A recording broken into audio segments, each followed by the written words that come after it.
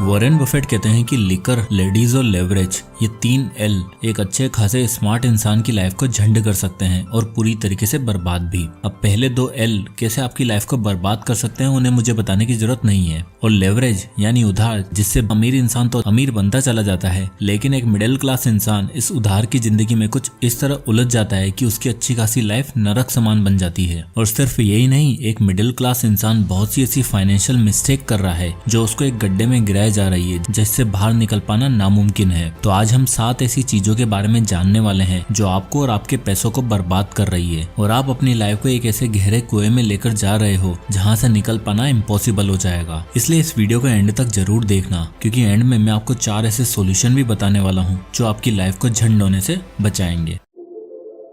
Mistake number 1, brand name. एक report के according India most brand conscious countries की list में आने लग गई है। मतलब यहाँ लोगों को लगने लगा है कि ब्रांडेड प्रोडक्ट और ब्रांडेड आइटम कैरी करने से हम रिच और सक्सेसफुल नजर आएंगे। मैंने हाल ही में ऐसे लोगों को देखा है जो बढ़िया सा ब्रांड का सूट पहनकर, हाथ में 1.5 लाख का फोन लेकर, महंगी घड़ी पहनकर एक ऐसी जॉब पर जा रहे हैं जिसका एनुअल पैकेज 3.5 लाख का है। बताओ क्या वो रिच है क्या? नहीं। और क्या आपने कभी Ratan Tata sir, Warren Buffett को कभी फैंसी कपड़ों में पहने हुए देखा है क्या? कभी नहीं देखा होगा। जबकि एक मिडिल क्लास इंसान इसका बिल्कुल उल्टा करता है। ब्रांड के पीछे भागेंगे भले ही जेब में फूटी कोड़ी ना हो। वेल्थ बनाने से पहले वेल्थी दिखना चाहते हैं और वेल्थी दिखने के लिए इन्हें सबसे इम्पोर्टेंट चीज लगती है घर होगा तो लोग अमीर समझेंगे और इसी चक्कर में कर बैठते हैं दूसरी गलती। Mistake number 2, buying a house. अब क्या है ना, रिच और पुअर में घर को लेकर बड़ा अलग नजरिया होता है। एक रिच माइंडसेट वाला इंसान कभी भी अपने करियर की शुरुआत में घर नहीं खरीदता, बल्कि वो पहले रेंट पर रहता है और अपने लिए अच्छा खासा अमाउंट सेव करता है, जिससे फ्यूचर में उसको घर खरीदने में ज्यादा लोन का सहारा ना लेना पड़े। वहीं हमारा मिडिल क्लास बंधु,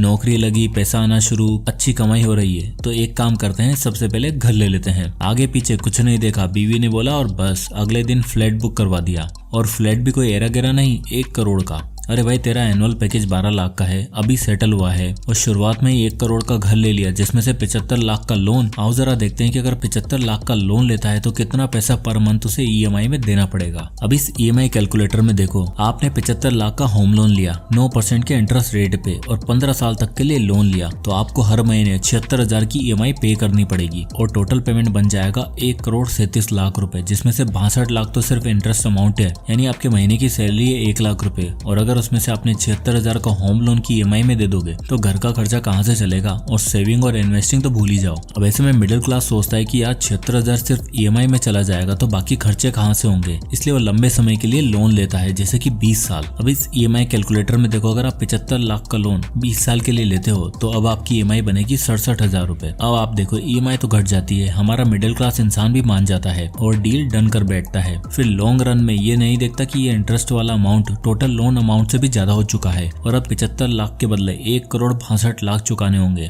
और अगर इसी बीच गलती से कुछ भी ऊपर नीचे हुआ तो सबसे पहले घर ही जाएगा हाथ से। और यही रिच माइंडसेट वाले लोग स्मार्टली प्ले करते हैं, वो कभी घर के लिए इतने बड़े अमाउंट का लोन नहीं लेते हैं, वो छोटे लोन की EMI भी जल्दी पे कर देते हैं। अब आती है मिस्टेक नंबर 3, बाइंग ए ब्रांड न्यू कार। चलो घर तो फिर भी ठीक है, एक बड़ा खर्चा हो गया। जो चीज एक मिडिल क्लास इंसान को सबसे ज्यादा अट्रैक्ट करती है वो है ड्रीम कार। दोस्तों, क्या आप सब जानते हैं वॉरेन बफेट को अपना पहला मिलियन कमाने में 30 साल लग गए और पहला बिलियन कमाने में 50 साल। अमेजिंग फैक्ट तो यह है कि उन 50 सालों में वॉरेन बफेट एक सेकंड हैंड कार चलाते थे, वो भी खुद ड्राइव करते थे और फोन के नाम पर उनके पास एक कीपैड वाला फ्लिप फोन था। पर आज की डेट में मिलियन, अरे भाई किसी की 50,000 रुपए महीना नौकरी लग जाए तो अपने आप को राजा समझने लगता है कि बस अब ऑफिस जाएंगे तो अपनी गाड़ी से। आओ आपको एक ऐसे मनुष्य का एग्जांपल देता हूँ। इनसे मिलते हैं मिस्टर दुग्गल। अब इन्हें भी नई नई गाड़ी का शौक चढ़ा था और गाड़ी कोई ऐसी वैसी नहीं बल्कि महंगी वाली 10 लाख की। अब भाई इन्हें लगा महीने का 50,000 कमा रहा हूँ तो 10 लाख की कार तो डिजर्व करता ही हूँ, तो उन्होंने 10 लाख की कार एक EMI पर ले ली। अब आप यहाँ देख सकते हो कि मिस्टर दुग्गल ने 10 लाख का कार लोन लिया है 8.5% के रेट ऑफ इंटरेस्ट पे और EMI बनवाई 5 साल की, तो उन्हें मंथली 20,571 रुपए की EMI देनी पड़ेगी। यानी 20,000 रुपए हर महीने एक चीज के लिए जा रहा है जिसकी वैल्यू बढ़ने की जगह घट रही है। प्लस में फ्यूल, मेंटेनेंस और सर्विस मिला के 30,000 रुपए सिर्फ गाड़ी में लग जाते हैं। अब सोचो यही 30,000 रुपए अगर दुग्गल साहब ने इंडेक्स फंड में इन्वेस्ट किया होता,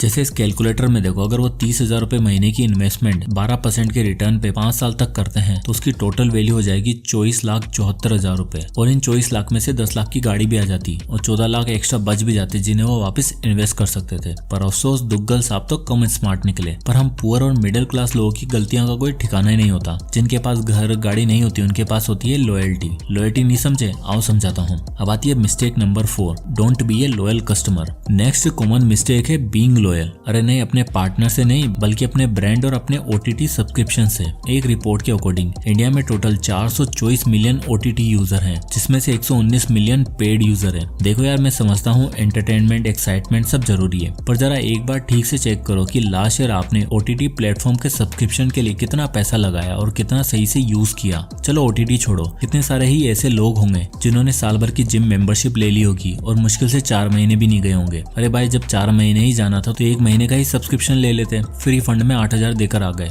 नेटफ्लिक्स का मंथली सब्सक्रिप्शन लेंगे पर भले ही उस पर एक भी शो ना देखें, पर लॉयल्टी पूरी निभाएंगे। और फिर क्या होता है, कुछ सब्सक्रिप्शन मॉडल तो ऐसे होते हैं जिन्हें आप कैंसिल करने के लिए जाओगे तो आपको ढूंढने पर भी कैंसिल का बटन नहीं मिलेगा और आप थक हार कर सोचोगे कि छोड़ो यार बाद में देखेंगे। और कहीं ना कहीं ये सोचकर हम रुक जाते हैं कि यार बस 100-200 रुपए की बात तो है, क्या ही कैंसिल करना। पर आप देखो, क्या उससे आपको कोई वैल्यू मिल रही है? रिच माइंडसेट वाला इंसान ऐसे अननेसेसरी खर्चे तुरंत कट आउट कर देता है, बजटिंग करता है, देखता है उसका पैसा कहाँ पर वेस्ट हो रहा है, भले ही 100 हो या फिर 50। क्योंकि एक आदमी आज जो 100-50 नहीं मैनेज कर पा रहा, वो फ्यूचर में लाखों और करोड़ों रुपए क्या ही मैनेज करेगा। पर नहीं, हमें पैसा नहीं बचाना, हमें तो अमीर दिखना है, सारी फैसिलिटीज चाहिए, और इसी चक्कर में हम करते हैं अगली गलती। Mistake number 5, impulse buying. Impulse buying का मतलब है जब आप बिना किसी प्लानिंग के कोई सामान परचेस कर लेते हो और अनवांटेड खर्चा कर बैठते हो। और मिडिल क्लास और पुअर मेंटेलिटी वाले लोगों में अक्सर ये चीज पाई जाती है। इसका सबसे बड़ा रीजन है हम लोगों की डिजायर्स और इमीडिएट ग्रेटिफिकेशन। दरअसल हमें जल्द से जल्द सोसाइटी का वैलिडेशन चाहिए, जो सामने वाला कर रहा है या खरीद रहा है वो हमें भी चाहिए, वरना हमें फोमो होने लगता है। और इसका पूरा फायदा उठाती है मार्केटिंग और एडवर्टाइजिंग कंपनियां। वो जानबूझकर आपको ऐसी डील्स और ऐसे डिस्काउंट ऑफर करते हैं जिससे आप न चाहते हुए भी हर वो चीज खरीदते हो। इससे मिलिए, ये है सीमा। इसने रिसेंटली अभी एक पपी अडॉप्ट किया, लेब्राडोर, जो 55,000 का था। और साथ में कंपनी वालों ने सीमा को बताया कि इसके साथ आपको एक हॉट वाटर टब भी मिलेगा जो कि 15,000 रुपए का है। पर अगर आप कंबाइंड डील ले लेते हो तो आपको सिर्फ 62,000 रुपए ही पे करने होंगे। सीमा ने सोचा 70,000 के बदले 62,000 में डील मिल रही है तो ले लेती हूँ। अब वो डॉग को घर तो ले आई, लेकिन उस टब को रखने की उसके पास कोई जगह नहीं मिली। जैसे तैसे जगह बनाई, बट वो टब कभी यूज में नहीं आया। उनका डॉग उसमें नहाता ही नहीं था। यानी सीमा ने 7,000 वेस्ट कर दिए, इसलिए क्योंकि डील अच्छी मिल रही थी। और सिर्फ सीमा ही नहीं, मैंने ऐसे बहुतों को देखा है, पूरा वार्डरोब भरा हुआ है, फिर भी सेल में कपड़े मंगा लेंगे। अब आती है mistake number 6, excess spendings on food. अगली और सबसे कॉमन मिस्टेक है too much spending on food. जरा आप ये फोटो देखो, साल 2023 में सिर्फ बिरयानी का टोटल 10 करोड़ रुपए ऑर्डर आए हैं। इतनी बिरयानी कि जितनी 8 कुतुब मीनार में भरी जा सकती है, 7 करोड़ पिज्जा जो 5 ईडन गार्डन स्टेडियम को भर सकते हैं। इससे आप समझ ही सकते हो कि हम इंडियन फूड पे कितना ज्यादा पैसा खर्च कर रहे हैं। अब इससे होता क्या है कि फूड को हम बजट का इंपॉर्टेंट हिस्सा मानते हैं, इसलिए खाने पर किया हुआ खर्चा कभी काउंट नहीं करते। इसलिए दे दनादन अंधाधुन पैसा खर्च कर देते हैं। हमेशा रेस्टोरेंट जाना, घर पे ऑर्डर करना, गेस्ट के लिए ऑर्डर करना आजकल बहुत कॉमन हो गया है। और ज्यादा बाहर खाने से आपकी फाइनेंशियल हेल्थ और फिजिकल हेल्थ दोनों खराब होती है। पर आखिर फूड पे इतना खर्चा होता क्यों है? इसका रीजन है अगली mistake number 7, excessive social spendings. जी हाँ, सोशल ट्रैप एक ऐसी चीज को जन्म देता है जिससे हम कहते हैं लिविंग बियॉन्ड योर मीन्स। और दूसरों को इम्प्रेस करने के चक्कर में, उनसे कंपटीशन के चक्कर में अननेसेसरी और एक्सेसिव खर्चा कर बैठते हैं। एक्सपेंसिव पार्टीज, इवेंट्स और डिनर पे हम खुलकर खर्चा करते हैं ताकि सामने वाले को इम्प्रेस कर सके।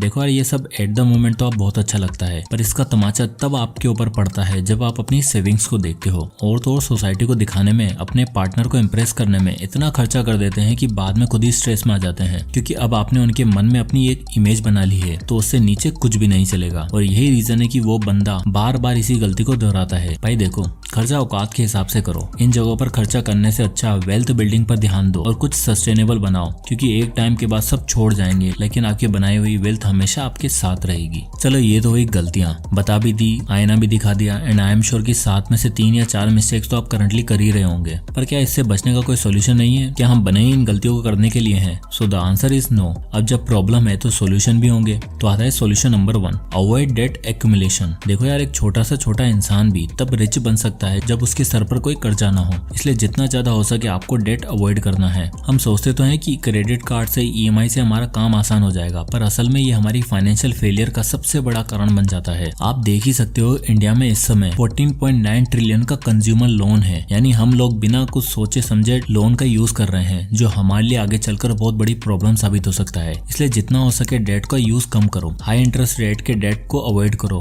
क्रेडिट स्कोर बिल्ड करने के लिए छोटी पेमेंट्स का सहारा लो जो फ्यूचर में आपको दिक्कत भी नहीं देगी। डाउन पेमेंट ज्यादा से ज्यादा करो ताकि लोन का बर्डन कम रहे और लोन को पे ऑफ करने के लिए स्नोबॉल मेथड का यूज करो। अब आता है solution number 2, create a budget. देखो आमतौर पर हर फाइनेंशियल मिस्टेक्स का सबसे बड़ा रीजन होता है लैक ऑफ बजटिंग। आप देख सकते हो कि इंडिया में 69% house hold finance related issue face करते हैं, जिसका सबसे बड़ा रीजन है बजटिंग ना करना, और यही सबसे बड़ा रीजन है इन 69% लोगों का ट्रैप्ड रहने का। बजट आपको बताता है कि आपने अपनी मंथली इनकम किस किस जगह पर स्पेंड करी है, कौन से खर्चे जरूरी थे कौन से नहीं। इसलिए बहुत सारे एप्स भी बने हैं जो आपके सारे एक्सपेंसेस को ट्रैक करते हैं और आपको बताते हैं कि आपका कौन सा अननेसेसरी खर्चा हुआ है जिससे आप नेक्स्ट मंथ इग्नोर कर सकते हो। अब आता है solution number 3, use 20-80 rule for investment. Next है 20-80 रूल, जिसमें आप अपनी मंथली इनकम का 20% सेव और इन्वेस्ट करोगे एंड रेस्ट 80% को रखोगे बाकी खर्चों के लिए। क्या है ना, हमारा खर्चा ज्यादा तब हो जाता है जब हमारे पास ज्यादा पैसा रहता है। इसलिए अगर आप अपनी इनकम आते ही 20% इन्वेस्ट कर दोगे तो आपके 2 फायदे होंगे। सबसे पहले आप गिल्ट फ्री स्पेंडिंग कर पाओगे, लिमिटेड खर्चा करोगे और फ्यूचर के लिए भी कंट्रीब्यूट कर पाओगे। फॉर एग्जाम्पल आपकी मंथली इनकम है 30,000 और आपको महीने के एंड में सैलरी मिलती है, तो आप नेक्स्ट मंथ की 2 तारीख की डेट को फिक्स कर सकते हो और 20% यानी कि 6,000 रुपए कहीं पर भी इन्वेस्ट कर सकते हो। और जब बचेंगे 24,000 रुपए तो ये OTT और ऑनलाइन फूड जैसी जगहों पर आप लिमिटेड खर्चा करोगे। एंड ट्रस्ट में ये सोल्यूशन आपकी फाइनेंशियल जर्नी को बहुत आसान बना देगा। बात है solution number 4, build a strong financial plan. एक स्ट्रॉन्ग फाइनेंशियल प्लान वही होता है जो ज्यादा एसेट ड्रिवन हो, यानी अपनी लाइफ और अपने फाइनेंस को सिक्योर करने के लिए जो सबसे इंपॉर्टेंट चीज आपको करनी है वो है focus on building assets not liabilities. Luxury car, dream house आपके प्लान का पार्ट होना चाहिए पर आपके अर्ली एज में नहीं। अर्ली एज में आपको वेल्थ बिल्डिंग पर ध्यान देना है। जैसे मैंने आपको एग्जांपल में भी बताया कि अगर मिस्टर दुग्गल उन 30,000 रुपए को इन्वेस्ट करते तो उनके पास इतना पैसा जमा हो जाता जो उन्हें एक स्टेबल और एक सिक्योर फाइनेंशियल फ्यूचर दे सकता था। तो एट लास्ट जितना हो सके इन फाइनेंशियल मिस्टेक्स को अवॉइड करो, बजट बनाओ, 20-80 रूल का प्रिंसिपल यूज करो और फाइनेंशियल प्लान बनाते समय ये जरूर ध्यान देना कि उसमें डेट कम से कम हो, क्योंकि इस दुनिया में कुछ भी फ्री नहीं है और अगर आपको इजीली लोन मिल रहा है तो समझो it's costing you your whole financial